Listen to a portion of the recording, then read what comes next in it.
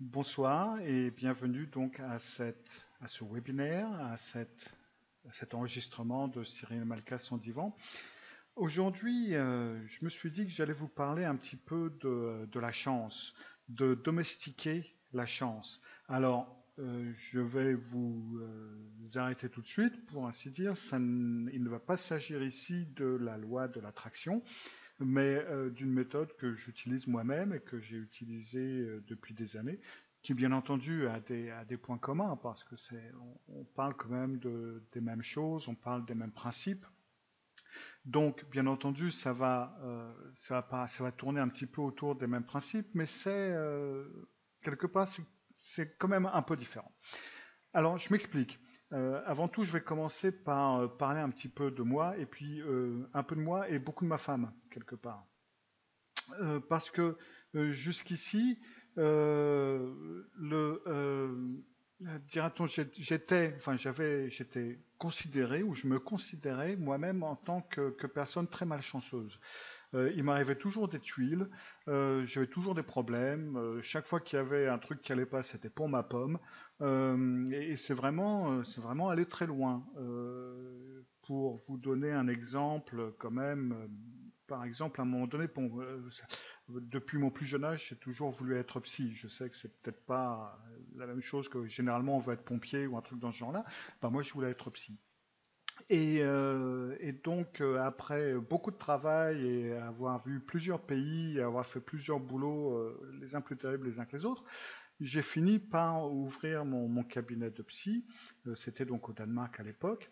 Et donc, lorsque je devais aller avec un copain qui avait une imprimante à laser, parce qu'à l'époque, les imprimantes à laser, ça coûtait une fortune, il n'y en avait pas beaucoup, et donc il pouvait me faire du papier à en-tête, parce que je n'avais pas les moyens, tout simplement, d'avoir mes papiers à en-tête à cette époque-là.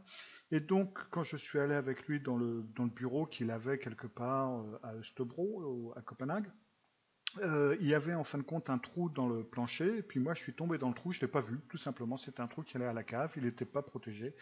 Et je suis tombé, je me suis éclaté la tête contre l'escalier en ciment qu'il y avait plusieurs mètres en dessous, et j'ai eu une hémorragie cérébrale, plein de problèmes. Et j'ai été envoyé à l'hôpital, j'étais dans le coma pendant plusieurs jours. Et quand je me suis réveillé, je ne savais même pas où j'étais, je ne me souviens pas du tout de ce qui s'est passé, toujours au jour d'aujourd'hui. Et donc, l'une des premières choses que le neurologue m'a dit, après m'avoir appelé dans son bureau, c'était que, et donc ta profession c'est quoi, psy? Ah bah ça c'est pas de chance, parce que la partie de ton cerveau qui a été touchée, c'est justement une des parties qu'on utilise le plus en tant que psy, donc il va falloir trouver une autre voie. Donc ça ne m'a pas coûté mon travail de psy, mais ça m'a retardé de quelques années. Et puis bon, bah, ça m'a quand même coûté à l'époque, ça m'a quand même coûté la maison qu'on avait, mon travail, enfin bref, ça a quand même coûté pas mal de trucs. Donc dans les petites choses, comme dans les grandes choses, j'étais vraiment une personne malchanceuse. Alors qu'en fin de compte, quelque part, euh, pour un dernier petit détail, quand je suis tombé dans ce fameux trou, j'étais donc avec ce copain, Rix, et donc, en fin de compte, je respirais plus lorsque je suis tombé. Et donc c'est lui qui m'a secoué, qui m'a fait recommencer à respirer, tout simplement. Donc c'est-à-dire que si j'avais été seul, j'avais de la chance d'être avec lui et j'ai eu de la chance que quelque part il panique pas trop, ou disons qu'il panique juste suffisamment pour me secouer et pour me faire repartir, parce que sans ça je ne serais pas là aujourd'hui. Donc chance, malchance, je suis psy aujourd'hui, c'est même une expérience que je peux utiliser, donc quelque part c'était peut-être un coup de chance quand même. Mais sans ça j'avais cette impression, j'étais sûr et certain que j'étais malchanceux, et ça même si quelque part, quand on jouait, etc., j'avais très souvent de la chance. Quand on jouait aux cartes, des trucs comme ça, je perdais très rarement. Et puis j'ai donc rencontré la personne qui est devenue ma femme, Britt, qui est là à mes côtés toujours aujourd'hui.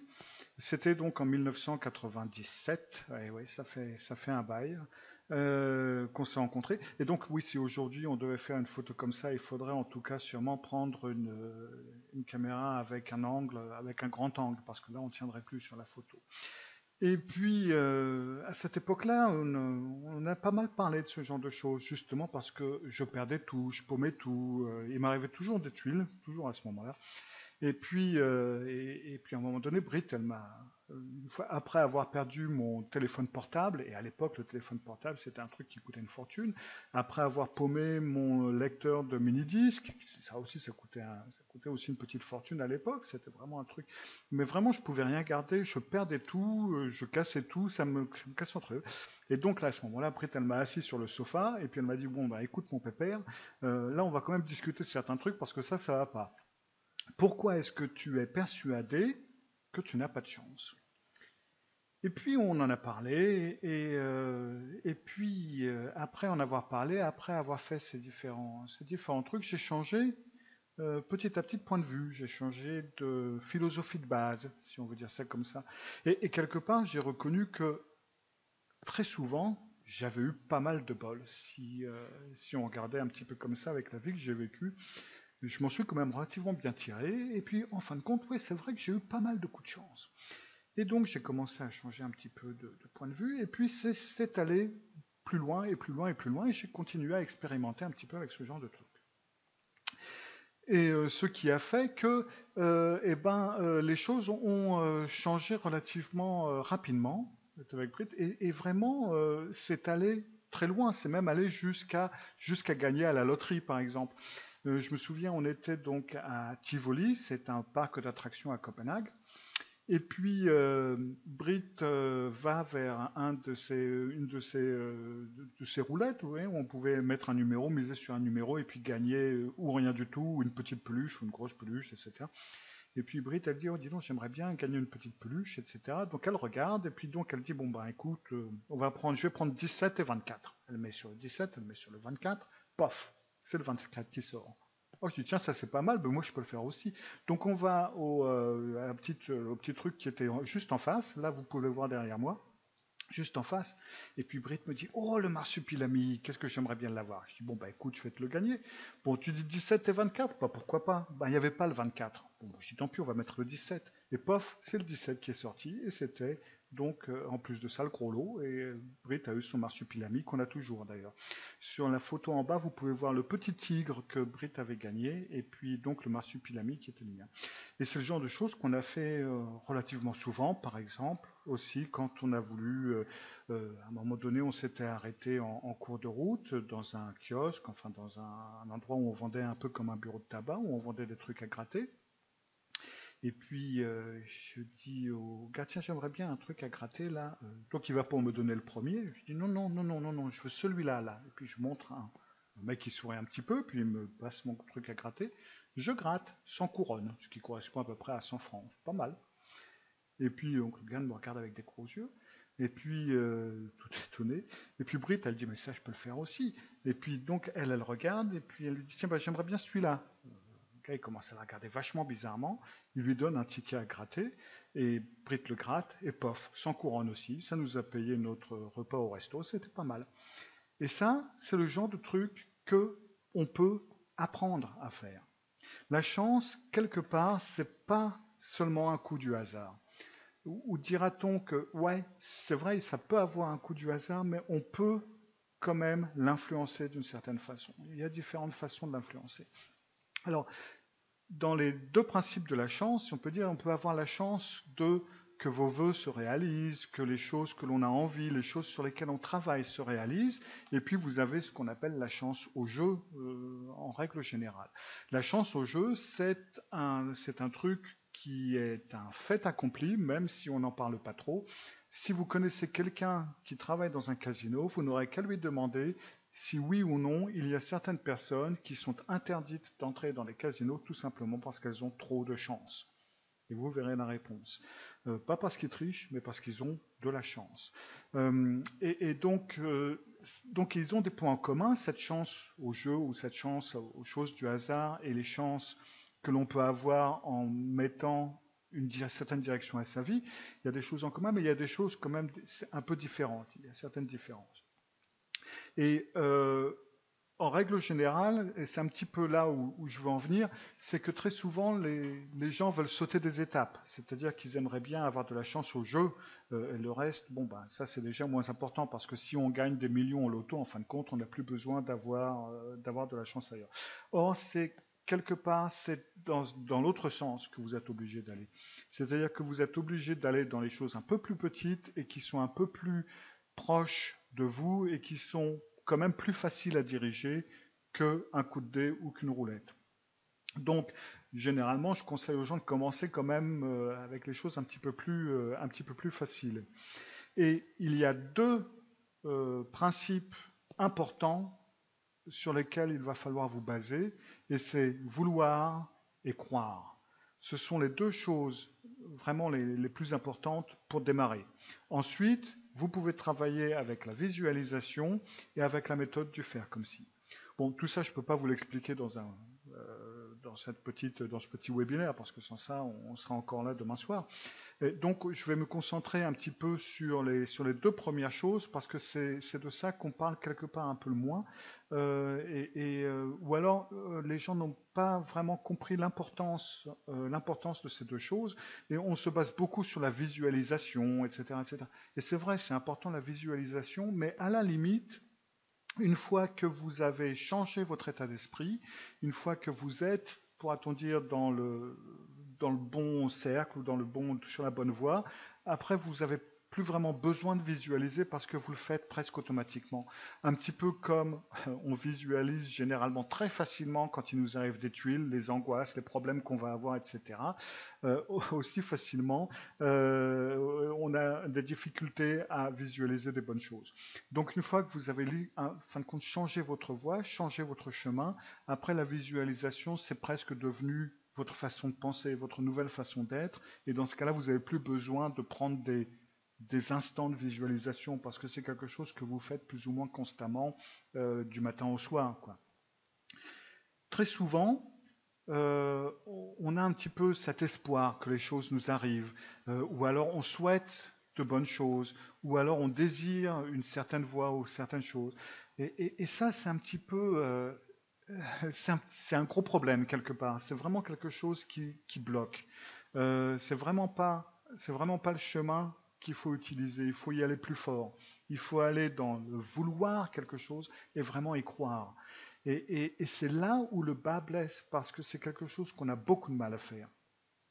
Je me souviens d'un couple de nos amis à Amboise, Philippe et Marie-Laure. À un moment donné, lui, il était agent d'assurance, et puis elle avait une petite galerie d'art juste à côté du bureau d'assurance. Et à un moment donné, ils ont voulu se lancer dans la restauration, ce qui était une bonne idée, quoique à Amboise, en Touraine, il y a quand même pas mal, et à l'époque en tout cas, il y avait pas mal de compétitions dans le domaine, donc c'était un domaine assez dur. Mais ils avaient fait un truc vachement sympa, un petit resto avec de la musique vivante, avec des groupes de jazz qui venaient jouer, c'était sympa. Un peu cher, mais sympa. Et puis, je me souviens que quand il en parlait, il disait, bon, bah moi, tant que je rentre dans mes frais, je vais être content, je vais être satisfait. Je dis, non, mais attends, Philippe, faut pas que tu te bases sur des trucs comme ça, il faut pas que tu te contentes que, bon, bah, je suis content si ça marche pas trop mal. Si tu es en train de te baser là-dessus, ben, ça va se casser la gueule ton truc. Mais non, tu vas voir, ça va aller bien, etc.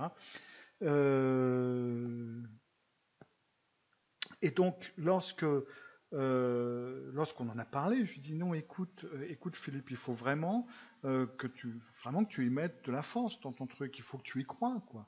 Mais oui, ça va marcher, bah, pourquoi ça marcherait pas, mais bon, tant que je rentre dans mes...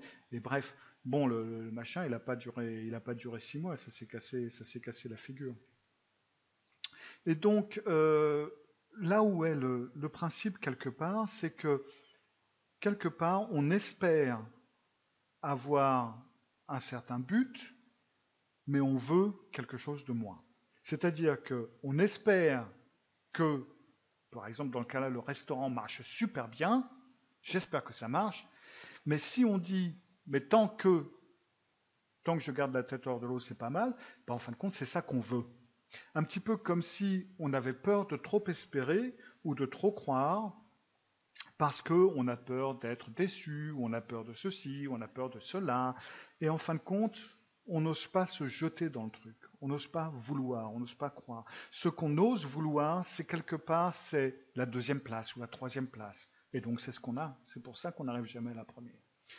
Et lorsque l'on parle de ces deux principes, de vouloir et de croire, il y a également d'autres principes, quelque part, qui leur font ombrage, pourra-t-on dire.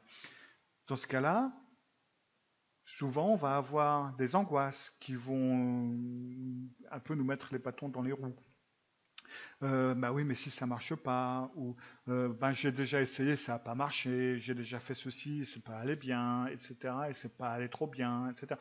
Un petit peu quand on vit sur des expériences passées qui se sont mal passées, et c'est un petit peu comme si elles faisaient ombrage ou elles bloquaient cette volonté et cette croyance quelque part. C'est pas sans raison que les personnes qui sont très religieuses, qui ont une croyance très forte en certaines choses, peuvent facilement obtenir ce qu'elles veulent quand elles prient. À la limite, je dirais même presque que peu importe à qui elles prient, que ce soit le Dieu de Moïse ou que ce soit Bouddha ou que ce soit n'importe qui, ça marchera parce que leur croyance et leur volonté est suffisamment forte. À partir du moment où on commence à avoir ces angoisses, à ne pas trop y croire, à avoir des battements de cœur, etc., ça déjà, ça met un blocage. Ça fait que ce vouloir devient un espoir, et puis bon, bah, en fin de compte, on ne l'obtient pas. Vous avez les inquiétudes pour le futur. Ouais, mais si ça ne marche pas, ça va être horrible, ça va être la grosse catastrophe, etc. Et donc, en ce moment, dans ces cas-là, ce que vous faites, c'est que vous commencez à visualiser et à vous faire des films que les choses vont se casser la figure. Et après, on est étonné que ça se casse la figure. Ben non, c'est ce sur quoi on a travaillé, c'est ce qu'on veut. Lorsque les gens commencent à dire il ne faut pas que ce genre de choses arrive, il ne faut vraiment pas que ça arrive, il ne faut vraiment pas que ça arrive, ils sont en train de s'obnubiler avec les choses qui ne doivent pas arriver, et bizarrement, ce sont les choses qui arrivent. Pourquoi? Mais c'est relativement simple. Et ça n'importe quel hypnothérapeute vous le dira, pour le cerveau, la négation n'existe pas. Le cerveau ne peut pas s'imaginer ne pas faire quelque chose.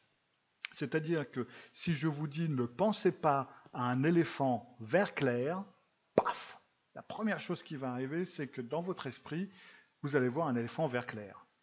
Pourquoi? Mais parce qu'à partir du moment où je vous l'ai dit, votre cerveau est obligé de concevoir la chose à laquelle il ne doit pas penser quelque part. Il est obligé de la composer pour après la rejeter, ce qui est contradictoire pour lui et ce qui fait en fin de compte que quelque part ça se casse la figure. Et c'est bien pour ça que lorsque l'on dit à quelqu'un, et surtout n'oublie pas de, eh ben vous pouvez être presque sûr qu'il va l'oublier. Fais attention de ne pas tomber. Qu'est-ce qui va se passer? On va tomber. Parce que le cerveau ne peut pas comprendre le pas. Dans ce cas-là, il ne faut pas dire, par exemple, et surtout n'oublie pas, mais utiliser un langage positif. Surtout, souviens-toi de. Là, ça marchera déjà mieux. Surtout, fais attention au fil que tu vois là. Fais un grand pas au-dessus du fil, par exemple. Donc, quand on travaille toutes ces inquiétudes, entre les angoisses et inquiétudes, parce que très souvent, les gens qui ont des tendances à être inquiets ont aussi des tendances aux angoisses et vice-versa. Les angoisses sont plutôt basées sur le passé, sur les expériences passées, les inquiétudes sont plutôt basées sur les expériences qui vont arriver ou qui risquent d'arriver, surtout basées sur les angoisses, les expériences passées. Bref, on fait du ping-pong entre l'angoisse et les inquiétudes, et de ce côté-là, après, on est étonné, quelque part, qu'on ne peut pas obtenir autre chose que les problèmes. Autre problème, c'est les on-dit. Mais qu'est-ce que les gens vont dire de moi? Et si je me plante? Et s'ils rigolent? Et s'ils se moquent de moi? Surtout si vous avez une idée et que les autres vous disent « mais ça c'est des conneries ». Et alors tout d'un coup, on commence à avoir ces angoisses et ces inquiétudes parce que si ça ne marche pas, ils vont se foutre de ma gueule. Enfin bref, vous avez les on-dit, vous avez en gros le regard des autres qui lui aussi quelque part vous rend esclave du qu'en dira-t-on et qui vous empêche de vraiment vous lancer dans ce que vous voulez et dans ce en quoi vous voulez croire. Donc, vouloir et croire, ce sont vraiment les deux principes les plus forts, les principaux principes à utiliser pour continuer à avancer. Une des choses importantes dans tout ça, c'est l'intuition. Alors l'intuition, alors là, ça par exemple, on va l'utiliser plus par rapport au jeu de hasard, quelque part. Mais encore là, il y a pas mal de théories aussi par rapport au futur, etc. Ça, je peux vraiment pas entrer là-dedans parce que c'est vraiment, c'est vraiment trop.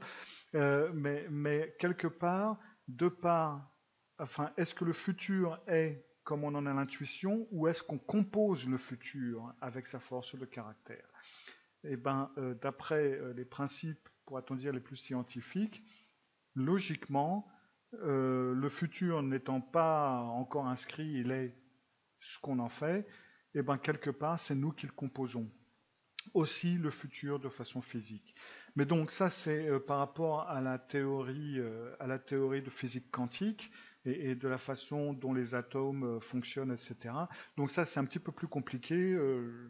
Peut-être ferais-je un truc là-dessus, mais sans ça, vous pouvez aller sur YouTube et dans YouTube, taper par exemple physique quantique et observateur et vous voyez en fin de compte le principe de l'observateur en physique quantique, comment en fin de compte, rien que le fait que dira-t-on, que les atomes se savent observer, en fin de compte, ils réagissent d'une autre façon, ce qui est absolument incroyable.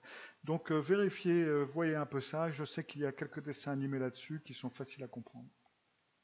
Dans le principe de l'intuition, là où est le problème, c'est que souvent, on n'écoute pas trop notre intuition et aussi, il y a des parasites à notre intuition. Autant à notre intuition, il va y avoir les angoisses et les inquiétudes, tout comme ce problème pour notre volonté. Mais vous allez aussi des fois confondre intuition et espoir ou intuition et désir. Si vous désirez que quelque chose de bon arrive, vous pouvez des fois voir quelques signes extérieurs un petit peu comme mon vœu est exaucé ou c'est en bonne voie. Alors que ce n'est pas tout à fait la même chose parce que là, dans ce cas-là, c'est un désir. Donc, il est important d'apprendre à se libérer vraiment de ces angoisses et de ces inquiétudes et également de faire la différence entre quelque chose dont vous avez vraiment l'intuition et quelque chose qui est ce que vous espérez. Par exemple, comme généralement je le dis, quand je joue, je gagne. Point barre. C'est-à-dire que si tout d'un coup je passe dans la rue et j'ai l'idée d'aller prendre une carte à gratter, eh ben je vais gagner. Je n'ai jamais perdu sur une carte à gratter. C'est aussi simple que ça. Maintenant, il m'est arrivé une fois de perdre au loto, c'est-à-dire que je n'ai rien gagné. Et c'est en fin de compte parce que tout d'un coup j'ai eu l'idée que tiens, eh ben, je vais voir si je peux gagner au loto comme je le veux quelque part. Donc ce n'est pas mon intuition, je n'ai pas suivi mon intuition, mais je me suis dit, bon, bah, je vais voir si ça marche. Et puis, quelque part, comme je n'avais pas suffisamment de volonté et de croyance à ce que ça allait marcher, bon, bah, ça n'a pas marché. Mais ça a été la seule fois, quelque part, où j'ai perdu à quelque jeu que ce soit. Les fois où j'ai joué au Danemark, on joue beaucoup au tips, comme ça s'appelle, c'est-à-dire on joue sur le truc de football, qui va gagner. J'y connaissais absolument rien et j'ai gagné. Le loto, même chose. Les peu de fois où j'ai joué par intuition, j'ai gagné. Donc, suivez votre intuition, mais faites bien la différence entre est-ce que j'ai vraiment l'intuition que ça va arriver, ou est-ce que c'est quelque chose que j'aimerais qu'il m'arrive, que j'aimerais très fort qu'il m'arrive. Faites bien la différence. Alors ça, comment? Eh bien ça se fait petit à petit en écoutant votre intuition à chaque fois que vous avez l'impression que c'est votre intuition. Et si ça ne marche pas, voyez si c'est vraiment votre intuition qui vous a mis dedans, ou si c'est parce que là, quelque part, vous aviez un désir ou un espoir. Identifiez-le, et de cette façon, petit à petit, vous finirez par faire la différence entre votre intuition et vos désirs. Et dans ce cas-là, vous saurez s'il vous faut suivre le courant d'intuition ou mettre plus de volonté pour concrétiser vos désirs. Quelque part, vous allez fonctionner d'une façon un petit peu différente pour, quelque part, concrétiser ou l'un ou l'autre. Donc, ces 4 principes, comme dont je vous ai parlé au départ, c'est donc le vouloir et le croire, qui sont très importants. La visualisation, est importante, surtout au départ, parce que en visualisant certaines choses, on travaille avec le cerveau et on lui fait s'imaginer certaines choses. Maintenant, ce que le cerveau s'imagine, pour le cerveau et pour vous en tant que personne, c'est réel. C'est bien pour ça que quand on s'imagine des trucs horribles, on se tape des angoisses superbes. Tout simplement parce que pour le cerveau, c'est réel. Maintenant, c'est un travail que je fais souvent en hypnose. Alors l'hypnose, en gros, hein, n'importe quelle personne peut hypnotiser, c'est un truc qu'on peut apprendre relativement facilement, d'ailleurs la preuve, je le fais. Mais bon, bien entendu, tout le monde n'est pas aussi doué l'un que l'autre pour hypnotiser, c'est un petit peu comme le dessin, tout le monde sait dessiner, mais tout le monde n'est pas Léonard de Vinci. Il y en a qui dessinent mieux que d'autres, et ça c'est la même chose avec l'hypnose. Et lorsque la personne est en état d'hypnose, c'est un phénomène que vous connaissez tous, parce que je suppose que beaucoup d'entre vous, par exemple, ont le permis de conduire, et puis, eh ben, si on fait le même chemin relativement souvent, par exemple, quand on rentre à la maison le soir après le travail, tout d'un coup, il peut arriver qu'on arrive devant chez soi et on se dit, zut, comment je suis arrivé là? J'ai même pas pensé, la voiture, elle connaît le chemin toute seule. Et ben là, on était en état d'hypnose. C'était de l'hypnose légère, c'est un état modifié de conscience, mais on était en état d'hypnose. Ou alors si vous êtes dans un train, dans le métro, ou ce que vous voulez, en train de voir le paysage qui passe derrière vous, un poteau, un poteau, un poteau, un poteau, une vache, un poteau, un poteau. Après un certain temps, et ben là aussi, vous entrez en état de rêvasserie, si on peut dire ça comme ça, et c'est un état d'hypnose légère. Donc vous vous mettez dans cet état et vous visualisez certaines choses. Lorsque l'on visualise ces choses, on y croit.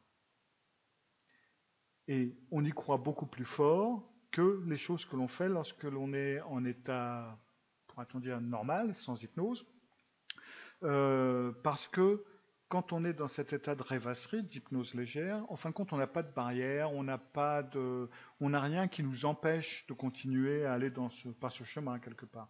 À partir du moment où la réalité tape à la porte, eh ben c'est là où on se réveille, si on veut dire ça comme ça. Maintenant, le problème, c'est que si on visualise des choses négatives, si on visualise des angoisses, des films d'horreur, des inquiétudes, des problèmes, etc., eh ben, au bout du compte, c'est en fin de compte ce qu'on veut, ce en quoi on croit et ce vers le quoi on se tend et on travaille.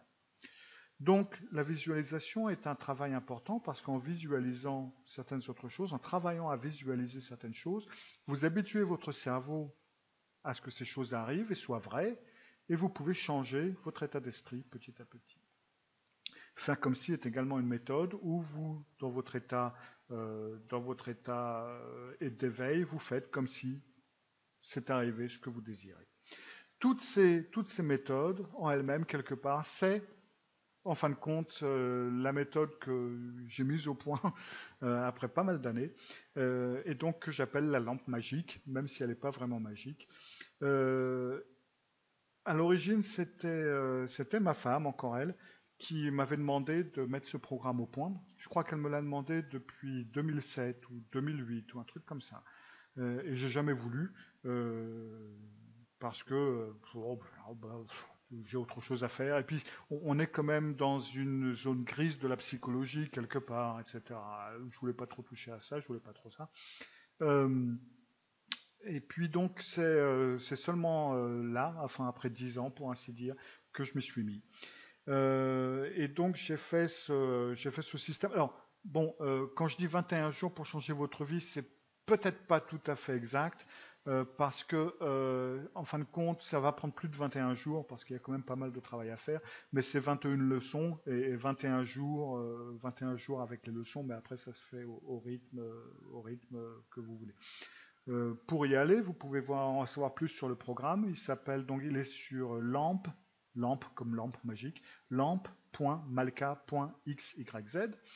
Et puis donc il vous suffit d'y aller. Et là, vous avez beaucoup plus d'informations sur tout le programme, ce qu'il contient, etc.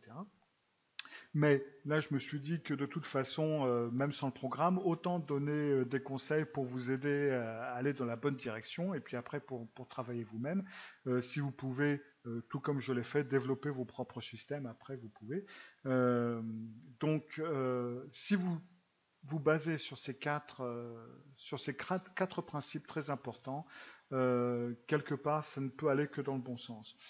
Une fois que vous avez travaillé ces 4 principes dans les petites choses, après vous pouvez commencer à bosser sur les choses un peu plus compliquées, un peu plus grosses, et puis après sur les jeux de hasard. Ne commencez pas par les jeux de hasard, vous avez de grandes chances de vous planter.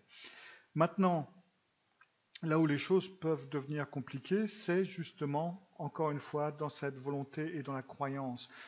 Rien que par exemple de s'imaginer une villa au bord de la mer avec une piscine, jacuzzi, etc., de la musique douce, tout ce que vous voulez, pour croire que vous pouvez avoir cette maison, c'est très difficile. Parce que quelque part, on va toujours avoir ce petit lutin qui va nous dire ah ben non, ça tu y arriveras jamais de toute façon, mieux vaut se baser sur autre chose. Et si vous commencez à faire ce genre de choses, et ben ça va arriver, il va vous arriver la même chose qu'il est arrivé à notre ami Philippe, c'est-à-dire que vous allez souhaiter cette belle maison, mais que vous allez vouloir quelque chose de plus petit, et c'est ce que vous aurez. Bon, maintenant c'est peut-être pas mal non plus, hein, attention, mais vraiment cette force de volonté, cette croyance, c'est vraiment, vraiment les pierres angulaires de tout de ce principe. Voilà. C'était le webinaire pour aujourd'hui. Et puis, oui, je peux voir qu'un de mes stagiaires de la lampe est ici, qui me dit bonsoir et merci pour la leçon 6. Cette relaxation était super. Ben, au plaisir. Je suis heureux de voir que vous vous êtes réveillés et que vous êtes parmi nous, parmi nous ce soir. Voilà. Comme il n'y a pas d'autres questions, c'est très bien. Eh ben, je vais m'arrêter là pour ce soir et je vous dis à d'ici une quinzaine de jours pour un autre webinaire. À bientôt. Au revoir.